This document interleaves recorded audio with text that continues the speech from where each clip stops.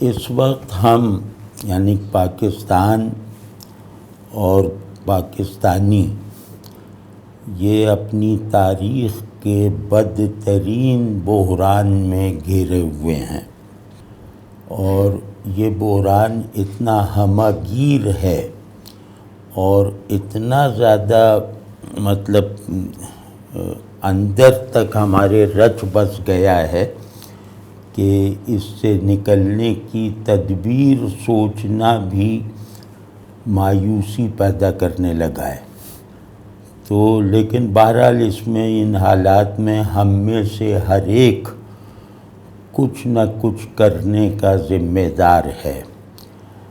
اس وقت جو بھی ان حالات میں اپنا مثبت کردار ادا نہیں کرتا، وہ اپنی قومی ذمہ داری سے جو ہے وہ گریز کر رہا ہے، آنکھیں چرا رہا ہے۔ تو یہ وہ وقت ہے کہ جب ہم یہ دکھائیں کہ ہم نے اب تک کی زندگی اپنے ملک سے فیضیاب ہوتے ہوئے اس سے اپنے مفادات کی تکمیل کرتے ہوئے گزاری ہے۔ تو آج وہ دن آ گیا ہے، آج وہ حالات پیدا ہو گئے ہیں کہ اب ہمیں اسے کچھ دینا ہے۔ اب ہم اس سے کچھ لینے کی نظر نہیں اٹھائیں گے، بلکہ اب اس کی خدمت کریں گے، اس کو جو زخم لگائے گئے ہیں اس پہ اپنے اپنے برس بھر مرہم دھریں گے۔ اور اب ہم گویا جیسے بزرگ ماں باپ کے بیٹے ہوتے ہیں، تو ہم ان بیٹوں کا کردار ادا کریں گے جن کے ماں باپ بزرگی اور ضعیفی اور بیماری کی وجہ سے اب خود اپنا خیال نہیں رکھ سکتے۔ تو اس احساس کے ساتھ، اس جذبے کے ساتھ میں کچھ باتیں عرض کرنا چاہتا ہوں، اور یہ چاہتا ہوں کہ ہم لوگ اگر یہ باتیں صحیح ہیں یا ان میں سے جتنی بھی صحیح ہیں وہ کاش ہمیں ایک دوسرے کو موٹیویٹ کرنے کے ذرائع بن جائیں۔ تو جب ہم کہتے ہیں موجودہ حالات میں ہماری ذمہ داریاں، تو اس میں موجودہ حالات کا تعین کر لینا چاہیے کہ موجودہ حالات ہیں کیا۔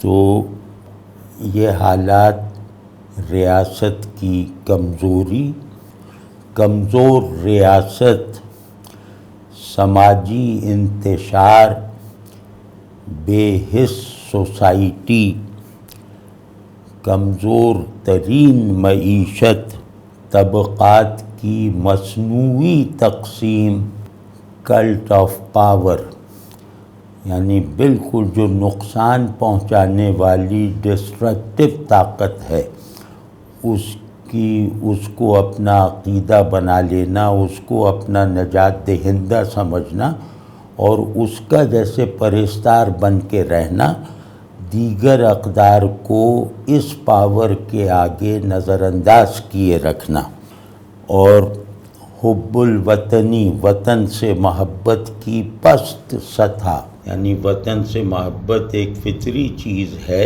لیکن ہم نے اس فطری چیز کو احساس اور اظہار میں بازاری بنا دیا ہے۔ یعنی وطن سے محبت وطن کے لیے پروڈکٹیو اگر نہ ہو تو وہ محبت در اصل عداوت ہے۔ تو آخری جو ان حالات میں کا خلاصہ جو ہے جن سے ہم گزر رہے ہیں، وہ ہے نااہلی کا جو ہے وہ دورہ ہے ہمارا۔ اگر ہم اس کو اصلاح کی نیت سے دیکھیں اور یہ فہرست بنائیں کہ پہلے کیا کام کرنا چاہیے، تو میری رائے میں پہلا کام ہوگا ہر شعبے پر مسلط نالائقی اور نااہلی کا علاج کرو۔ ہم مکمل طور پر ایک نالائق اور نااہل قوم بنتے جا رہے ہیں، اور یہ نالائقی اور یہ جو نااہلی ہے، یعنی جو کام ہم نے اپنے ذمے لیا ہے اس کام کے لیے درکار اہلیت نہیں رکھتے، تو یہ والی جو نااہلی ہے وہ زندگی کے تمام شعبوں اور ریاست کے تمام اداروں پر مسلط ہے۔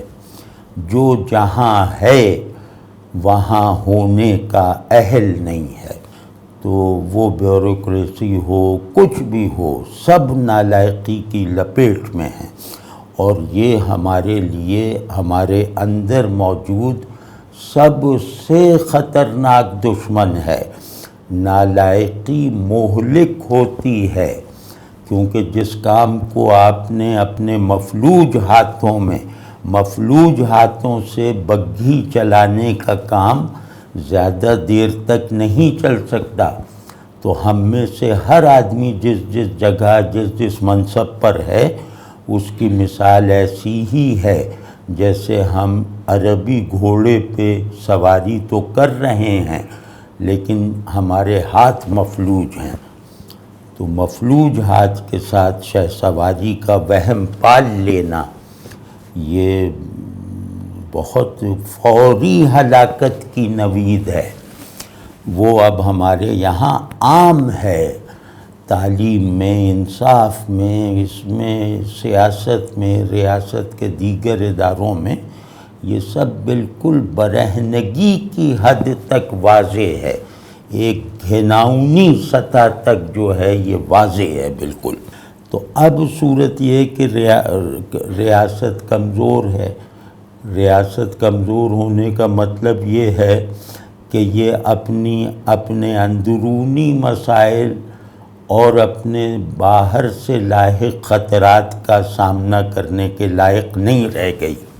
تو یہ جملہ افسوس، صد افسوس کہ مملکت پاکستان پہ 101% صادق آتا ہے کہ ریاست یہ ایسی ریاست ہے جو اندر کے خطرات کا بھی سامنا نہیں کر سکتی، ان پر غالب نہیں آ سکی، اور بیرونی خطرات چاہے وہ کسی بھی قسم کے ہوں، فوجی ہوں، سیاسی ہوں، معاشی ہوں، خارجہ پالیسی کے کسی بھی پہلو سے ہوں، ان میں ہم کہیں بھی اپنا دفاع نہیں کر سکتے، اور یہ ثابت ہوتا چلا جا رہا ہے مسلسل۔ تو یہ مطلب کوئی معمولی بات نہیں ہوتا، یہ ہے کہ ہر ریاست وہ 8-10 پہیوں کی گاڑی ہوتی ہے، ان 10 پہیوں میں 1-2 پہیے جو ہیں وہ کمزور ہوتے ہیں، لیکن باقی پہیے جو ہیں وہ اس لائق ہوتے ہیں کہ وہ 1-2 پہیوں کی کمزوری کو جو ہے وہ رفتار میں رکاوٹ نہ بننے دیں، وہ بگھی چلنے میں رکاوٹ نہ بننے دیں۔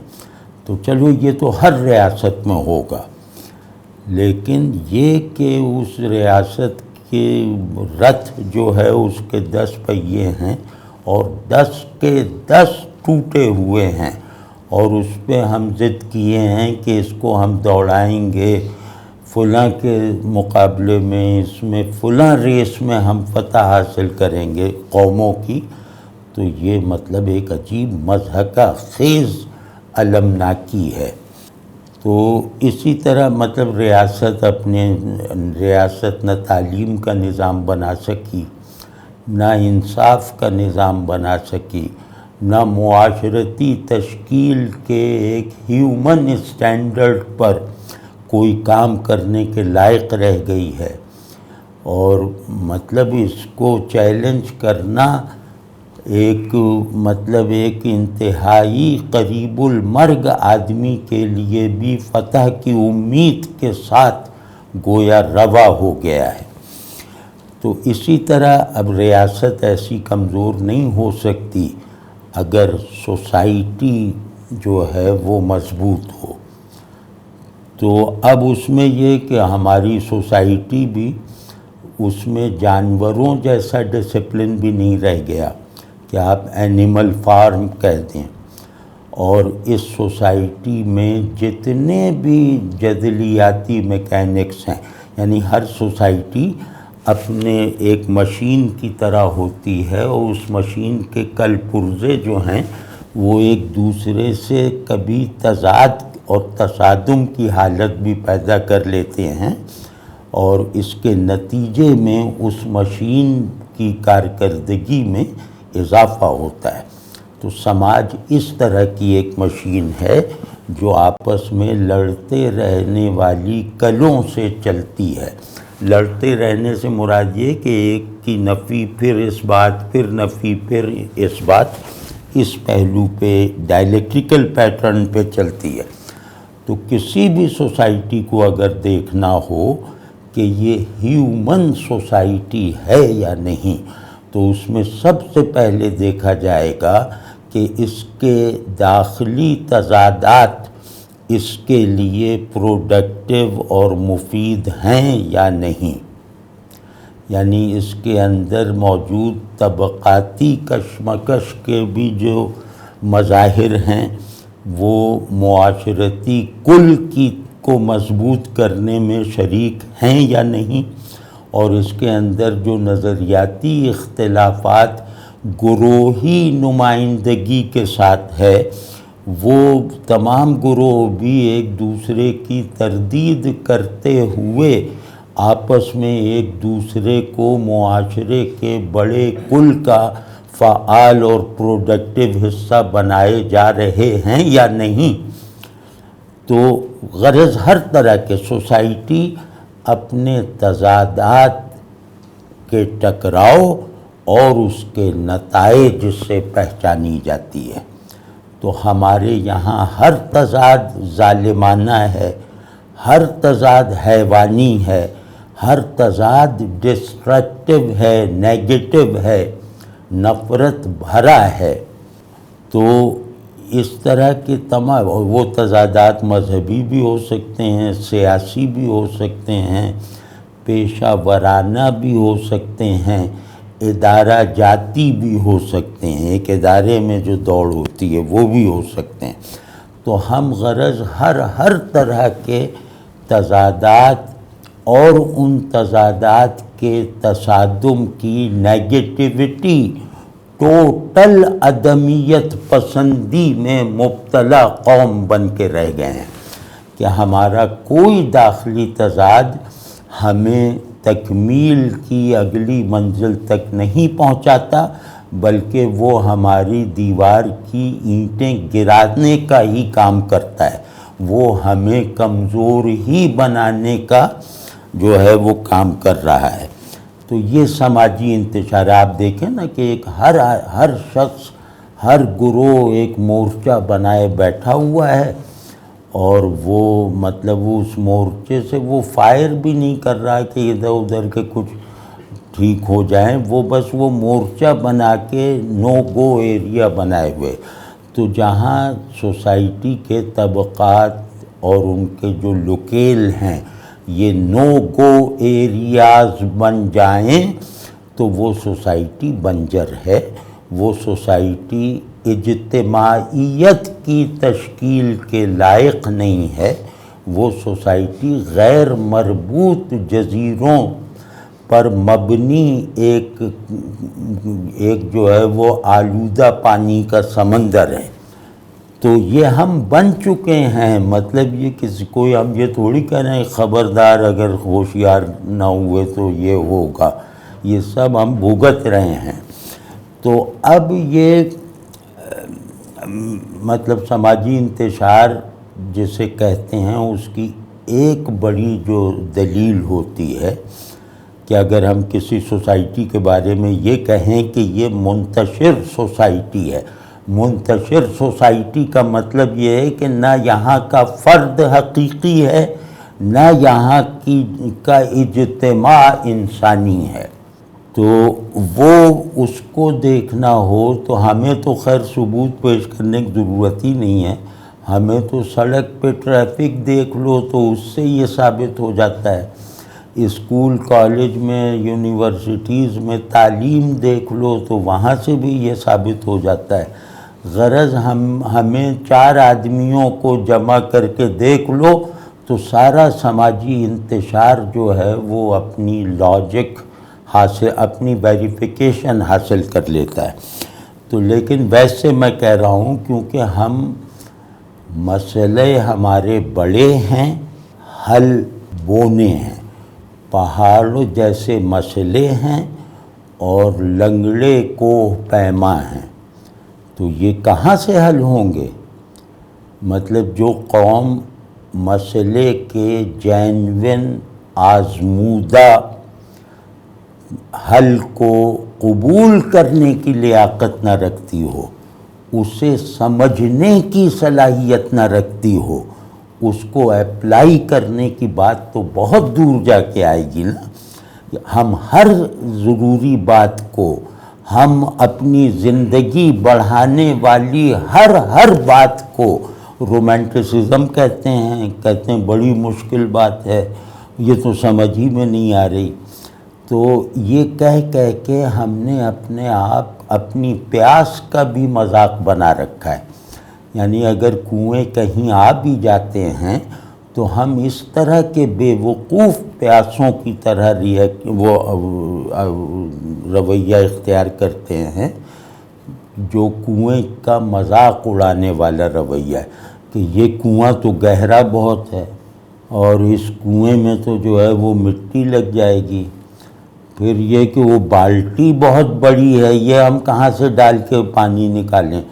تو تم ایسا کرو، کوئی ایسی ترکیب نکالو کہ کنویں کا پانی چھلک کے اس کی کگر سے نکل پڑے، تو ہم ایسے منہ لگا کے پی لیں گے۔ ہم مسئلے کا ہر حل اس طرح کی آرام طلبی، اس طرح کی کم ذہنی اور اس طرح کے غلامانہ پرسپیکٹو کے ساتھ نکالنے کے عادی ہو چکے ہیں۔ تو اس میں ظاہر کیا معاشرہ، فرد ہی نظر نہیں آتا۔ آپ کے یہاں فرد کون ہے؟ ہماری سوسائٹی میں فرد کی تعریف پر پورا اترنے والا کون ہے؟ فرد کہتے ہیں اجتماعیت کو رنگین بنانے والا، مضبوط بنانے والا، اور اجتماعیت جیسے ایک دودھ کا کڑھاؤ ہے، اس کڑھاؤ کا مکھن، یہ فرد ہوتا ہے۔ تو ایسا کوئی فرد ہے آپ کے پاس کہ جس کو ہم دکھا کے کہیں کہ یہ ہماری سوسائٹی کا خلاصہ ہے، یہ ہماری ساری اجتماعیت کا ملخص ہے، اس کی مینیفسٹیشن ہے؟ تو فرد بھی ایسے ہی کہ اس کو مار دو، اس کو کر دو، یہ بنا دو، وہ بنا دو، مطلب الف لیلہ کی کہانی جو سناتا چلا جائے وہ بس فرد ہے ہمارے یہاں۔ وہ ہم مطلب وہ ابھی بعد میں عرض کرتا ہوں۔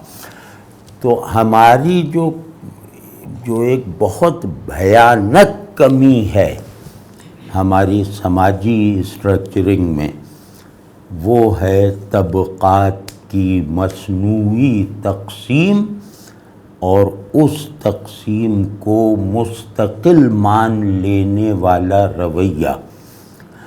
طبقات یعنی انسانی اجتماعیت میں ظاہر ہے کہ سب ایک جیسے نہیں ہوتے، تو ان میں طبقاتی تقسیم خود بخود وجود میں آ جاتی ہے۔ تو کسی سوسائٹی میں یہ امیر اور غریب کے روپ میں آتی ہے، کسی معاشرے میں یہ نیک اور بد کے بائنریز میں ہوتی ہے، اور کسی معاشرے میں جو ہے یہ طاقتور اور کمزور کے اس میں ہوتی ہے۔ تو یہ سب مطلب یہ والی جو تقسیم ہے طاقتور اور کمزور، یہ ہمارے طبقات کی تقسیم کا گویا جوہر ہے۔ ہمارے یہاں طبقاتی تقسیم افراد کے مراتب تک وہ طاقت پر ہے۔ طاقت سب سے بڑی قدر ہے، کمزوری سب سے بڑی محرومی ہے۔ تو اب اس طرح کے اصول اور اس طرح کے اقدار اور اس طرح کے تصورات پر کوئی معاشرہ انسانی بن سکتا ہے؟ اور پھر طاقت کا مطلب بھی آئنسٹائن کی طاقت نہیں ہے، علم کی طاقت نہیں ہے، اخلاق اور کریٹیوٹی کی طاقت نہیں ہے۔ طاقت کا مطلب ہے کسی کو گرا سکنے کی طاقت، کچھ بنا سکنے کی طاقت ہمارے یہاں کوئی عزت نہیں رکھتی۔ ہاں، گرا دو کسی چیز کو، چاہے وہ مسجد ہو، تو مسجد کو گرانا ہمارا آئیڈیل ہے مسجد کو بنانے کے مقابلے میں۔ تو طاقت کو اس کے ڈسٹرکٹیو اور امورل اسٹرکچر اور ایسنس کے ساتھ جو معاشرہ اپنے یہاں فرق مراتب کی بنیاد بنا لیتا ہے، وہ اور کیا ہوگا، وہ انسانی معاشرہ نہیں ہے۔ تو ہم دیکھتے ہیں، روز بھگتتے ہیں، اب اس پہ حیران اور پریشان اور دکھی ہونا بھی چھوڑا ہوا ہے 50 سال سے 70 سال سے، کہ طاقتور کے لیے جو ہے وہ سب کچھ جائز ہے، کمزور کے لیے جائز بھی ناجائز ہے۔ تو قانون طاقتور کی باندھی ہے، حکومت طاقتور کی ملکیت ہے، سیاست طاقتور کی لانڈری ہے۔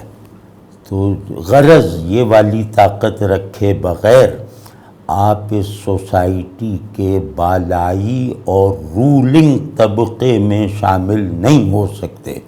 تو اب یہ یہاں تک صورتحال پہنچ جائے کہ مظلوم اگر کمزور ہے تو اسے سزا ملے گی، اور ظالم اگر طاقتور ہے تو اسے اس کے گلے میں ہار ڈالا جائے گا۔ یہ ہمارے معاشرے کی نفسیاتی ساخت ہے جو اپنا اظہار اب بڑے بڑے اداروں میں کرنے لگی ہے۔ پھر دوسرا یہ کہ کیونکہ طاقت کا یہ تصور جو عزت کو خوف سے مشروط کرتا ہے کہ میں آپ سے ڈر کے آپ کی تعظیم کر رہا ہوں، محبت والی عزت کوئی وڈیرا قبول نہیں کرتا، کوئی طاقتور اس بات کو پسند نہیں کرے گا کہ آپ گلے مل کے اس سے محبت کا اظہار کریں یا اس کی تعظیم کریں۔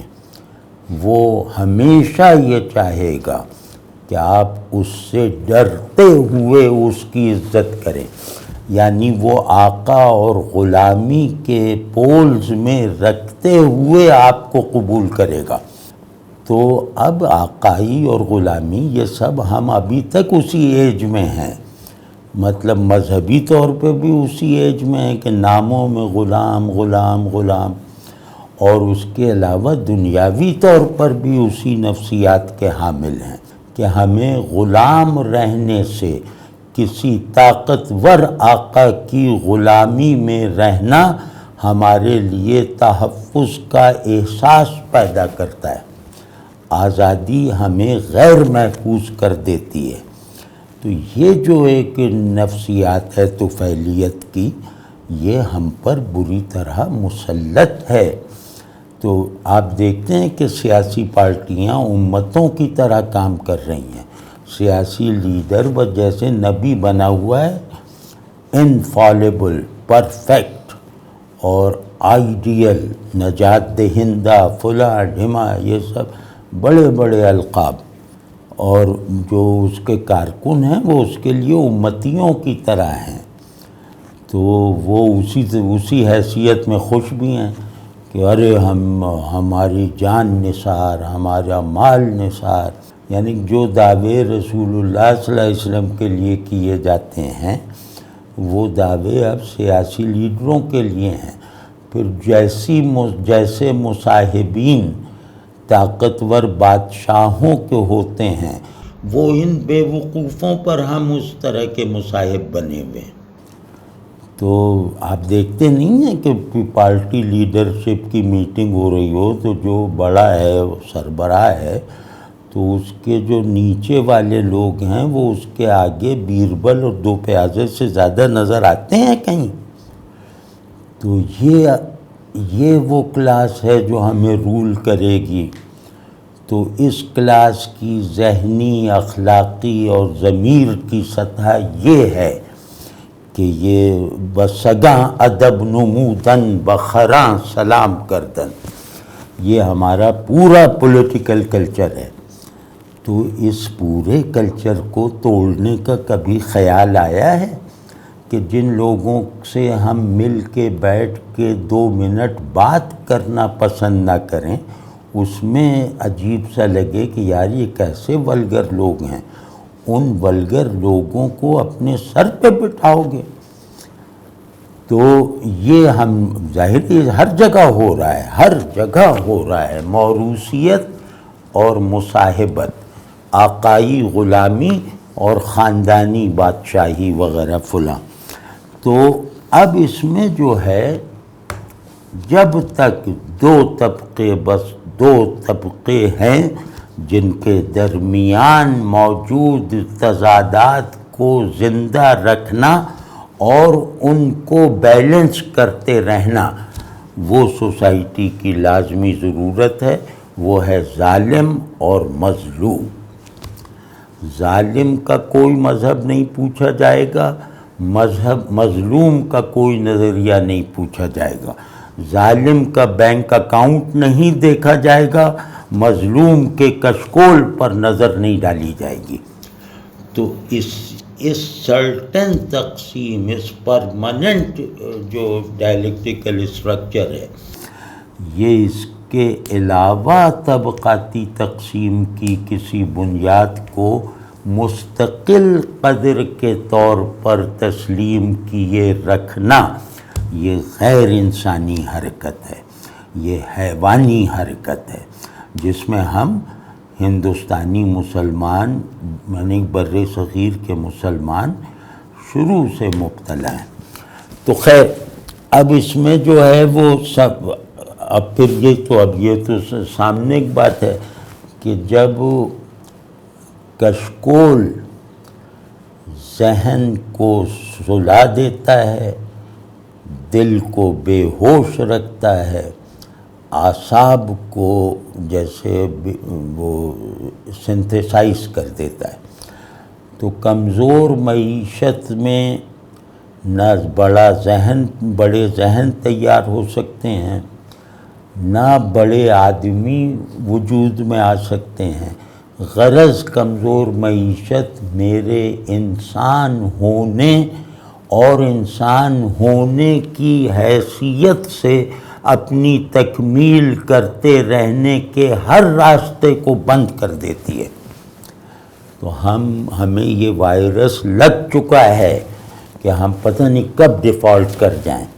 تو کمزور ترین معیشت جو افغانستان سے بھی زیادہ کمزور معیشت ہے، تو یہ کمزور ترین معیشت اگر ہمارے یہاں کچھ لائق اور کمیٹڈ لوگ ہوتے، ہماری حکومتوں میں واقعی محب وطن لوگ ہوتے، تو سب سے پہلے اس کا علاج کرتے، اور بلا شبہ آپ مسجدیں بنانا چھوڑ دیجئے، آپ مدرسے بنانا چھوڑ دیجئے، آپ اپنے گھر بنانے چھوڑ دیجئے، ہر تعمیر، ہر خرچ کو ترک کر دیجئے، اس مصیبت سے نجات پائیے، یعنی کہ معیشت کی نازک حد تک کمزوری۔ تو اس سے یہ ہوتا ہے کہ اب جو خارجہ تعلقات ہیں ان میں امیر اور غریب، طاقتور اور کمزور، یہ بنیادی اقدار ہیں، وہ سوسائٹل اسٹرکچرنگ نہیں ہے بین الاقوامی برادری کی۔ تو وہاں ظاہر ہے غریب کی کیا عزت، اور غریب بھی وہ جو اپنے کشکول کو چمکاتا رہتا ہے۔ ہماری سارا جو ذہن لگ رہا ہے وہ کشکول کی، وہ طرح طرح کے کشکول ایجاد کر رہا ہے اور اس کو اس طرح بنا رہا ہے کہ دینے والا اٹریکٹ ہو جائے۔ اب بتاؤ جس ملک کا یہ حال ہو جائے تو وہاں کے لوگ کس حد تک بے حس اور نااہل ہوں گے۔ تو اسی طرح مطلب یہ کہ جس کو میں سمجھتا ہوں کہ ہمارا جیسے عرض کیا کہ ہمارا سب سے بڑا بحران ہے اور اسے دور کرنے میں ہم سب اپنا اپنا یقینی کردار ادا کر سکتے ہیں، وہ یہ ہے کہ جو بھی کام کر رہے ہو اس کے لیے درکار معیاری اہلیت اپنے اندر پیدا کرو۔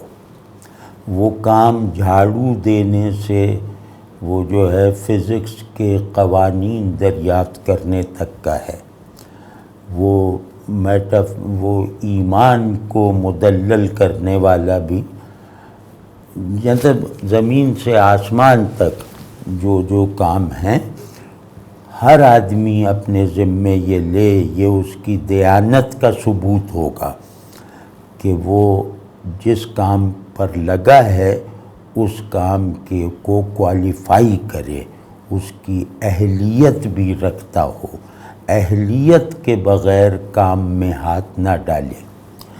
تو نالائقی ہمارا وائرس ہے، اور میں سچ عرض کرتا ہوں کہ اگر یہ حال رہا تو حکومت ٹھیکے پہ دینی پڑے گی، پالیسی میکنگ ہمیں کرائے پر معاوضے پہ کروانی پڑے گی، قانونی تنظیم جو ہے وہ ہمیں جیسے باہر والوں سے لا کے بنوانی پڑے گی۔ فائلیں لکھنے میں ہم نااہل ہوتے جا رہے ہیں، تو اب اس میں جو ہے وہ ہمارا کام تو بس اتنا ہے کہ ہم اپنے اپنے دائرے میں اپنی ہر ذمہ داری کو اہلیت کے ساتھ ادا کریں۔ وہ ذمہ داریاں کاموں کی بھی ہو سکتی ہیں، وہ ذمہ داریاں تعلق کی بھی ہو سکتی ہیں، رشتوں کی بھی ہو سکتی ہیں، وہ ذمہ داریاں نظریاتی بھی ہو سکتی ہیں۔ تو غرض جو پوزیشن میں لیے ہوئے ہوں ان پوزیشنز کو کوالیفائی کرنا ضروری ہے۔ تو اگر ہم سب میں یا ہم سب کی اکثریت میں صرف اتنا احساس پیدا ہو جائے جو میں نے عرض کیا ہے، تو ہم حکومتوں کی نالائقی کے باوجود سروائیو بھی کر جائیں گے، ہماری سوسائٹی سروائیو کر جائے گی، بلکہ ہماری ریاست کا جو افلاس ہے وہ بھی انشاءاللہ کسی حد تک قابو میں آ جائے گا۔ صرف اتنا کام کر لو کہ کوئی ہر کام جو کر رہے ہو اس کی اہلیت ہونی چاہیے۔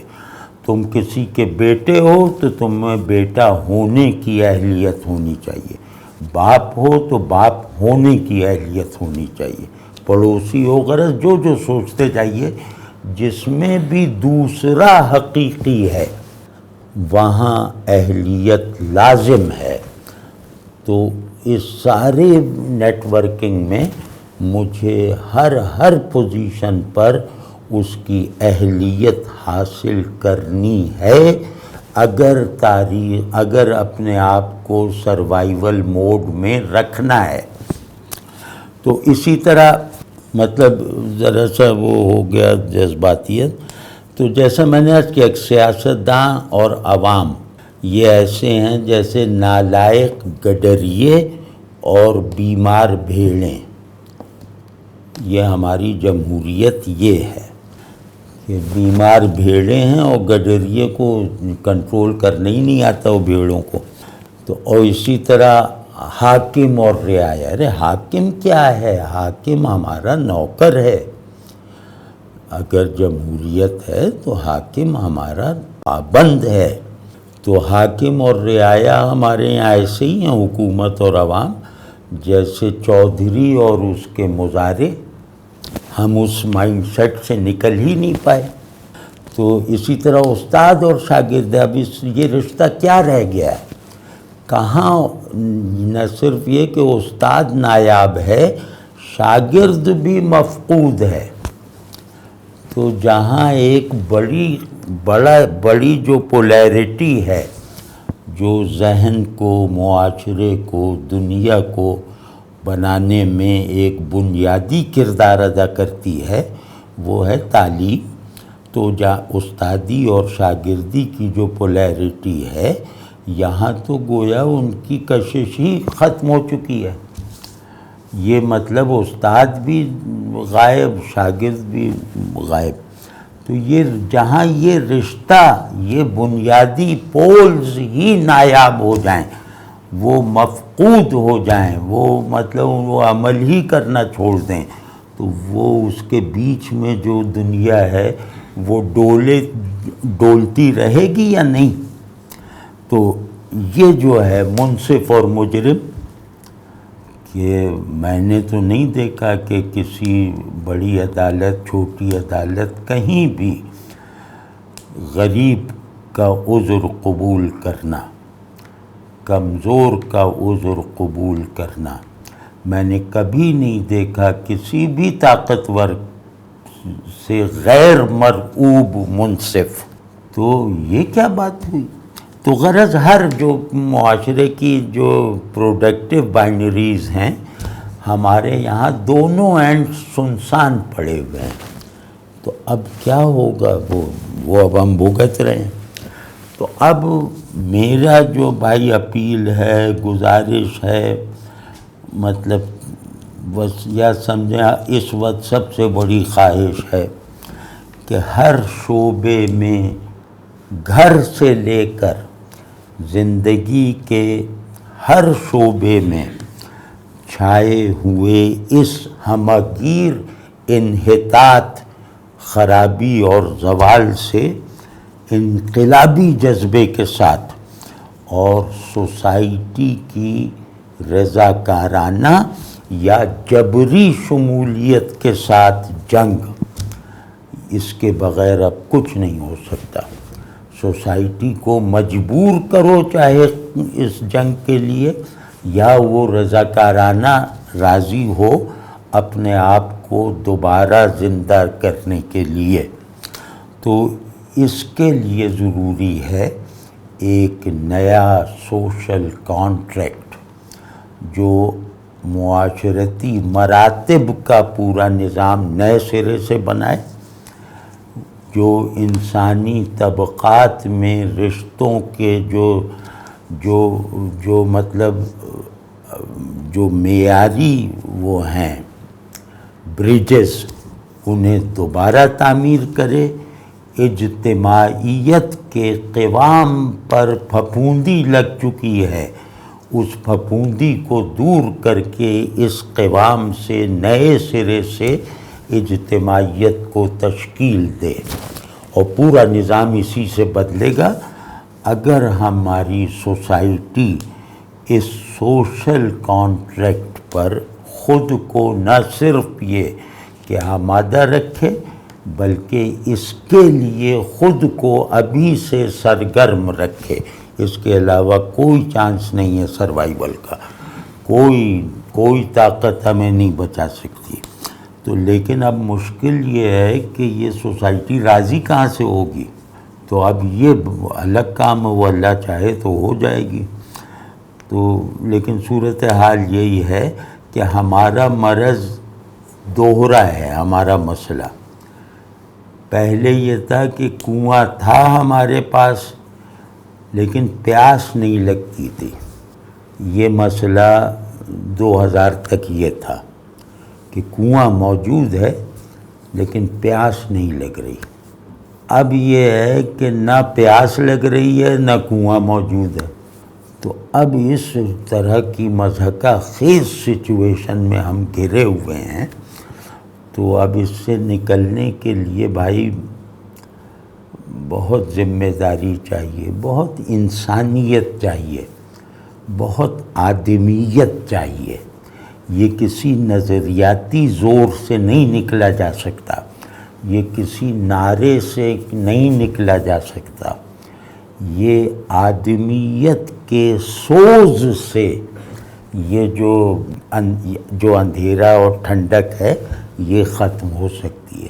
اس آدمی کو اس کے پیتھوس کے ساتھ، اس کے پیشن کے ساتھ اپنے اندر بیدار کرو۔ یہ جناب آج کی وہ ہو گئی۔ بندہ کیا ہے؟ السلام ہائر ایجوکیشن کے سلسلے میں یہاں کا معاشرہ کئی لحاظ سے مخلوط ہے، اور اس اختلاط کا ایسا غلبہ ہے جس کے دائرے میں رد اور مذہب بیزار نفسیات کے دروازے سے آرگنائزیشنل ایتھکس سے متاثر ہو کر لوگ، خصوصاً مسلم جوان، بہت تیزی سے داخل ہو رہے ہیں۔ ایک طرف اس قسم کی نفسیات ہے، دوسری طرف 3 سیکنڈ کے فاصلے پر بگ ڈیٹا۔ ان دونوں کے ملنے سے نیگیشن تکیہ کلام کی صورت اختیار کر رہی ہے۔ اس صورتحال میں یہاں رہنے والوں پر کیا ذمہ داری عائد ہوتی ہے اور ان کو کیسے نبھایا جائے؟ آپ نے اکثر ذمہ داریوں کا ذکر تو کر دیا، لیکن اس حوالے سے بھی تھوڑی رہنمائی فرمائیں۔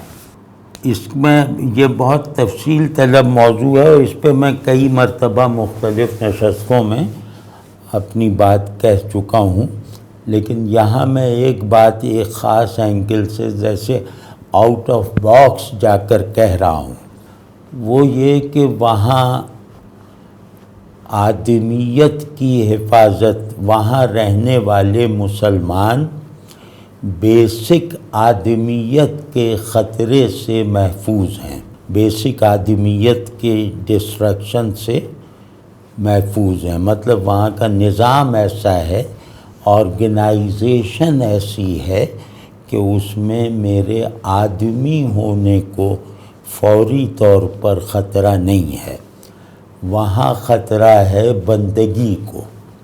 تو ویسٹ میں مسلمان کو خطرہ ہے بندگی کی موت کا، اور ہمارے یہاں دونوں اموات لاحق ہیں۔ آدمیت ظاہر ہے وہ بندگی کا موضوع ہے نا، کنٹینر تو آدمی ہے، تو ہمارے یہاں آدمیت بھی خطرے میں ہے اور بندگی بھی خطرے میں ہے، یعنی ہمارے دونوں ہاریزنٹل اور ورٹیکولر تشخص، یہ دونوں جو ہیں یہ بلر کر گئے ہیں عالم اسلام میں۔ تو اب اس انتہائی گمبھیر صورتحال سے نکلنے کے لیے پہلے تو ہم کہہ سکتے تھے کہ بھئی امریکہ میں تمہیں یہ مسائل پیش ہیں تو تم پاکستان واپس آ جاؤ۔ میں نے تو بہت لوگوں کو آج سے 30 برس پہلے یہی کہا ہے، اب میں نہیں کہہ سکتا، کیونکہ جو امریکہ میں تو پھر بھی ایک ایڈوانٹیج ہے کہ آدمیت کسی بڑی حد تک انٹیکٹ ہے، لیکن یہاں تو وہ بھی خطرے میں ہے۔ جتنی آسانی سے پاکستان کے تعلیمی ادارے میں پڑھنے والا ملحد ہو جاتا ہے، اتنی آسانی سے یورپ میں پڑھنے والا مسلمان نہیں ہوتا، یا اسے ملحد ہونے میں دیر لگتی ہے۔ یہ تو ملحد تیسرے فقرے پہ مان جاتا ہے کہ ہاں یار میں واقعی خدا نہیں ہے، تو کیونکہ اس نے جب تک خدا کو مانا ہوا تھا تب بھی خدا کچھ نہیں تھا، تو اب نہیں مان رہا تو اسی غائب خدا کو نہیں مان رہا، تو اس میں مسلمان ہونا بھی ایبسرڈ ہے اور ملحد ہونا بھی ایبسرڈ ہے۔ ہم صرف فائدہ دیکھتے ہیں کہ مسلمان ہونے میں کیا فائدہ ہے اور ملحد ہونے میں کیا فائدہ ہے، تو جہاں بھی فائدہ نظر آتا ہے وہاں نکل لیتے ہیں۔ تو بھائی یہ بہت گمبھیر مسئلہ ہے۔ وہاں رہنے والوں کو میرا صرف ایک مشورہ ہے کہ ایک یوں کہہ لیں کہ ایک ریلیجس ریلیشن شپ، یعنی آپ اپنے دین کی بنیاد پر ان کے لیے قابل رشک سوسائٹل اسٹرکچرز بنا کر دکھائیں۔ جیسے پہلے ہوتا تھا 70s میں کہ وہاں اسلام پھیلنے کی ایک وجہ یہ بھی تھی کہ وہ ہمارا خاندانی نظام دیکھ کے متاثر ہوتے تھے کہ ماں باپ کی ایسی عزت اور یہ وہ۔ تو آج بھی اگر ہم ایک مبنی بر خیر سیلف لیس اور مزین، خوبصورت اور انسان کے لیے عمومی طور پر افادیت کا پہلو رکھنے والی معاشرت چاہے ایک کمیونٹی کلب میں بنا کے دکھا دیں تو وہ ہمیں نہ صرف یہ کہ ہمارے لیے ایک دفاعی حصار ہے، بلکہ یہ کہ وہ شاید اسلاموفوبیا میں بھی کمی کرے جو اسلام کے لیے فی الحال سب سے بڑا خطرہ ہے۔ آپس میں گھروں میں جیسے ایک تعلق ہوتا ہے نا، ہم لوگ تو اس گرم جوش تعلق کے اب بھی عادی ہیں، تو آپس میں گرم جوشی کا تعلق رکھیں جغرافیائی تفریقات سے بلند ہو کر۔ تو یہ سب چیزیں ہیں جو جن کی طرف سے اگر ہم حساس ہو جائیں اور اپنے بچوں میں دین کو جو ہے وہ ایک شرف اور ایک بڑی سیرابی کے طور پر منتقل کریں تبھی ہمارا سروائیول ہے۔ ہم ڈوز اینڈ ڈونٹس کو دین بنائے جب تک پھریں گے اس وقت تک ہم خود ہی دیندار نہیں بن پائیں گے۔ تو کہ اللہ کتنا محبت، اللہ سے کیسی محبت ہونی چاہیے، اور رسول اللہ صلی اللہ علیہ وسلم کی تو یاد آتی ہے تو سینے میں ٹھنڈک پیدا ہو جاتی ہے۔ اس طرح کے فکروں کی بنیاد بن جانے والی طبیعت ان کے اندر پیدا کریں کہ ان کے لیے مذہب اور بندگی یہ پرکشش ہو جائے۔ پرکشش اگر ہو گیا تو پھر اس دین کے مجاہدے کے مطالبات بھی آدمی خوشی خوشی پورے کرتا ہے۔ تو اس طرح کچھ اور باتیں انشاءاللہ میں کسی وقت تفصیل سے بھی عرض کروں گا۔ اس معاشرے کی اصلاح کے لیے قربان کر سکتے ہیں حضرت، کیا ہم خود کو اس معاشرے کی اصلاح نہیں، اس طرح کا آئیڈیلزم نہ پیدا کریں، کیونکہ وہ اگر فرض کیا میں مجھ سے آپ کہہ دیں کہ ہاں تم کر سکتے ہو قربان، تو میں آدھے گھنٹے تک سوچتا رہوں گا کہ قربانی کا کیا کیا ہے، آدھے گھنٹے بعد سر جھٹک کے اٹھ جاؤں گا کہ میرے بس کی بات نہیں ہے۔ تو امپریکٹیکل آئیڈیلزم مضر ہوتا ہے۔ ہم اس کو یہ کہہ سکتے ہیں کہ کیا ہم خود کو اپنی سرگرمیوں کا رخ اس طرف پھیر سکتے ہیں کہ جس کی وجہ سے یہ معاشرہ ایک خوش احوال مبنی بر خیر سوسائٹی بن جائے۔ تو اس میں کسی قربانی کی ضرورت نہیں ہے، بلکہ اس میں یہ کہ آپ لوگ خوب امیر بنیں، خوب کامیابی حاصل کریں، خوب، کیونکہ اب غریب کی بات کوئی نہیں سنتا، تو خوب طاقت حاصل کریں اور اس کو جو ہے وہ اپنی ملکیت نہ سمجھیں، اس کو معاشرے کی امانت سمجھ کر اس کو واپس لوٹاتے رہیں، تو انشاءاللہ یہ معاشرہ سنبھل جائے گا، سدھر جائے گا۔ لیکن آئیڈیلزم سے نہیں، ہم لوگوں کا مرض آئیڈیلزم ہے، ایک ڈس انٹرسٹڈنس کے ساتھ وہ جو ہے وہ ڈیفیٹسٹ آئیڈیلزم جو پیشن سے خالی ہے، جس کی کمک پہ صرف غصہ ہے، تو غصے پہ آئیڈیلزم تھوڑی کھڑا ہو سکتا ہے۔ کیا اس صورتحال میں دوسرے انگریزی ملک ہجرت کرنی چاہیے؟ میرے خیال میں نہیں۔ یہ صورتحال سے فرار ہوگا اپنی ذمہ داریوں سے، اور وہاں پر کیونکہ بندگی کا کافن ہے، مغرب بندگی کا تابوت ہے، تو وہ تو ہمیں نہیں کرنا۔ تو اگر اجتماعیت ہو لیکن نظریات کا تصادم ہو تو کیا ہوگا؟ کچھ بھی نہیں ہوگا، دونوں کے نظریے زیادہ مدلل اور ایک دوسرے کے لیے باعث رحمت بنتے جائیں گے۔ کیا ہے، آپ نے کمزور معیشت میں بڑی شخصیت بھائی یہ جو آپ کہہ رہے ہیں کمزور معیشت میں بڑی شخصیت نہیں پیدا ہو سکتی، کیا یہ بات تاریخ کی روشنی میں درست ہے؟ نہیں، یہ درست نہیں ہے۔ یہ بات تھوڑا شدت تاثر کے ساتھ کہی ہے اور پاکستان کی روشنی میں درست ہے۔ تو وہ ہو گیا نا، استقامت کیسے حاصل ہو؟ محبت سے۔ ایک مقصود ہے، اس کے عاشق بنے۔ استقامت صرف عاشق کو حاصل ہوتی ہے۔